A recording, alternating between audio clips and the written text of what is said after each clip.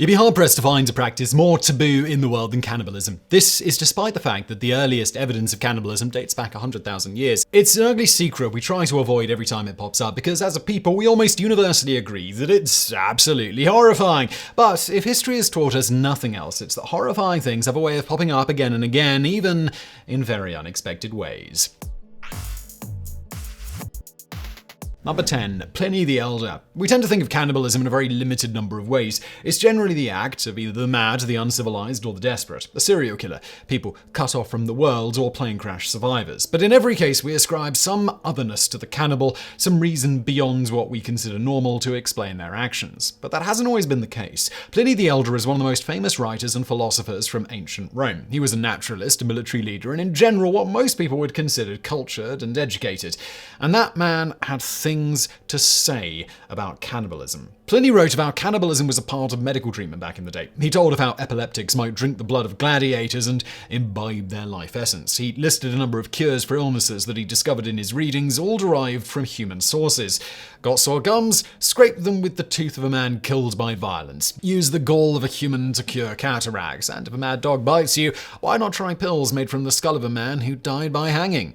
Pliny wasn't claiming these as his own cures, just relating the information he had read from other learned scholars. He doesn't necessarily question their efficacy, of course, and lends his own authority to them just in the telling. Number 9. Bob's Burgers. Comedy is tragedy plus time, it's been said, even if it's very hard to determine who first said that. The basic idea is that anything can be a source of humor with a bit of distance. Heck, maybe it can even help you process something tragic. And maybe that was the original plan behind the TV show Bob's Burgers, which was originally intended to be about a family of cannibals. The show, as it exists now, features a single episode about cannibalism, which is a nod to what it almost was. There's a reason the restaurant is next to a mortuary after all. The original pitch appealed to the studio executives, except they didn't like the cannibal part.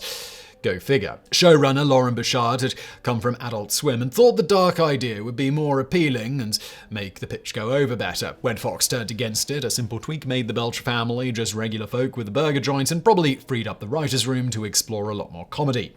Number 8. The Raft of the Medusa. The Raft of Medusa is a famous painting by Theodore Géricault. It depicts the real-life events of the French frigate called the Medusa. The ship was off the coast of Africa in 1816, headed towards Senegal, which had just been ceded to France by England. There were 400 officials and sailors on board, but the vessel was not outfitted with enough lifeboats to accommodate them all. Word is the captain had not been at sea in 20 years and was arguably incompetent. He somehow managed to run the ship aground. The crew built a raft, and the plan was to tow it behind the lifeboats. However, the lifeboat crews quickly 86'd that idea and cut the lines to let the 147 occupants of the raft, which had been reported at 66 feet by 23.5 feet, to fend for themselves. The raft was adrift for 13 days with almost no supplies at all. The crew started by eating leather belts and hats. Eventually, they turned on each other and ate the dead, and then ultimately killed one another for food.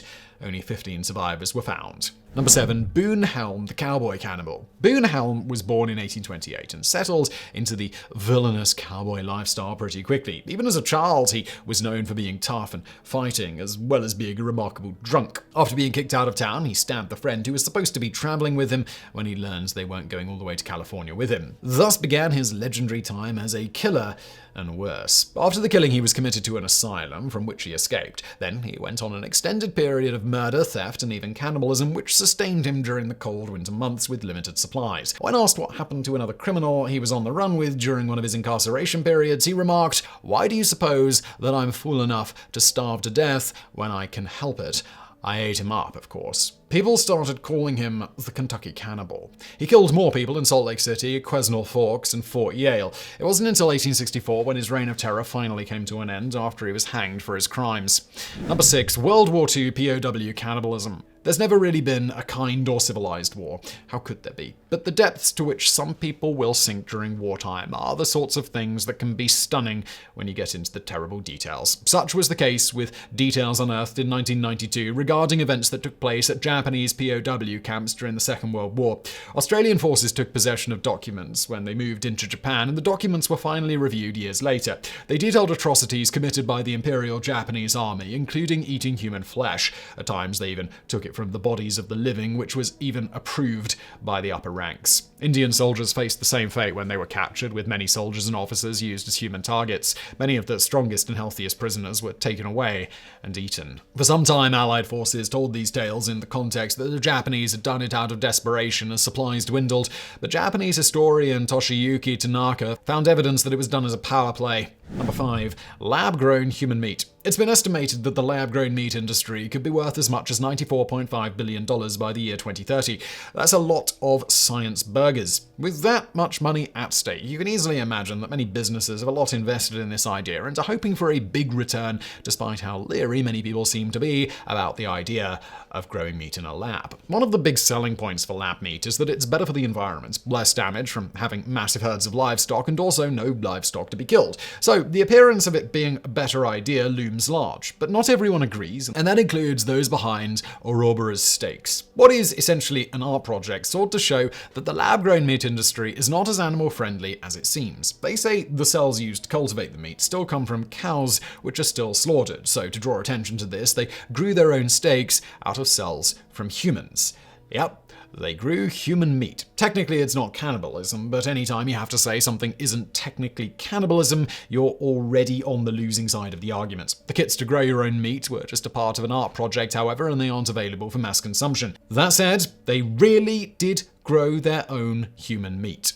Number 4. The University of Colorado has a restaurant named after a cannibal. If you were going to draw a Venn diagram of places where universities, restaurants, and cannibals cross paths, you might expect that to be 3 unrelated circles, and you'd be right everywhere in the world except Colorado. More specifically, the Alfred Packer Restaurant and Grill at the University of Colorado. Known as the Colorado Cannibal, Alfred Packer was a prospector who had gone in search of gold with 5 companions that he killed and ate along the trail during the brutal winter. The University of Colorado Student Union named their restaurant after him in 1968. This, in part, is what inspired the then UFC student Trey Parker to make his movie Cannibal the Musical. For some reason, Colorado really loves Packer. They had Packer-themed games at the university, a 5K, 10K run and walk in his honor. There's even a bust of him at the state capitol. All of this with full knowledge that the man went to prison for eating 5 people. Number 3. Medical cannibalism. Medical cannibalism is exactly what it sounds like, and it enjoyed an odd period of popularity for some years in Europe. It's become somewhat common knowledge these days that grinding mummies into medicine was actually fairly common in 16th century Europe. Mummies were just one of several ingredients that people ranging from royalty to clergy consumed in order to maintain good health. Blood and fat were also on the menu, and each had a purpose. Ground up skull would cure headaches, human fat could make a bruise go away, drinking fresh hot blood was supposed to treat epilepsy, dried and powdered blood could cure a nosebleed. A Franciscan apothecary even recorded a recipe for blood jam that could be stored in a jar. Physician John French, on the other hand, wrote 2 different recipes for distilling spirits from human skulls. Number 2. The Siege of Leningrad. Possibly one of the most shocking and horrifying cases of cannibalism in history dates back to the Second World War and the Siege of Leningrad. Estimates vary wildly, but even on the low end it's assumed that over 1 million civilians died. This was the result of a blockade set up by Nazi forces against the Soviet city of Leningrad, which lasted for 872 days and cut off supplies to a city of over 3 million. With sub-zero temperatures reaching minus 40 degrees Celsius and a lack of supplies, people resorted to doing the unthinkable. Over 1,500 people were accused of cannibalism after the fact. It's estimated that many more committed the act, however. The siege began on September 8, 1941. By 1942, gas and coal were all but gone, and water pipes burst from the cold, meaning the citizens had no heat, no water, and no food.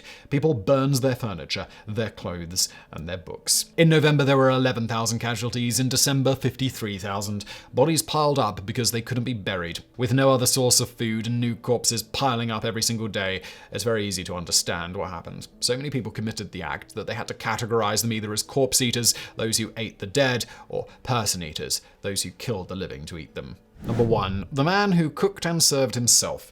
Japanese artist Mao Sugiyama identified as asexual in a way that is somewhat off the beaten path from the traditional definition of that word. Sugiyama does not identify with any gender and felt that one way to express this belief was to remove his sexual organs. That sounds extreme on its own, but Sugiyama's plan was to take things up a notch. Sugiyama cooked their genitals and served them to willing diners. A surgeon had already removed the organ and associated parts. Sugiyama had them stored in in their freezer until the meal was ready. A handful of diners paid for the experience, the equivalent of about $250 a plate, and police were not sure if what occurred was actually a crime, but it is mega weird.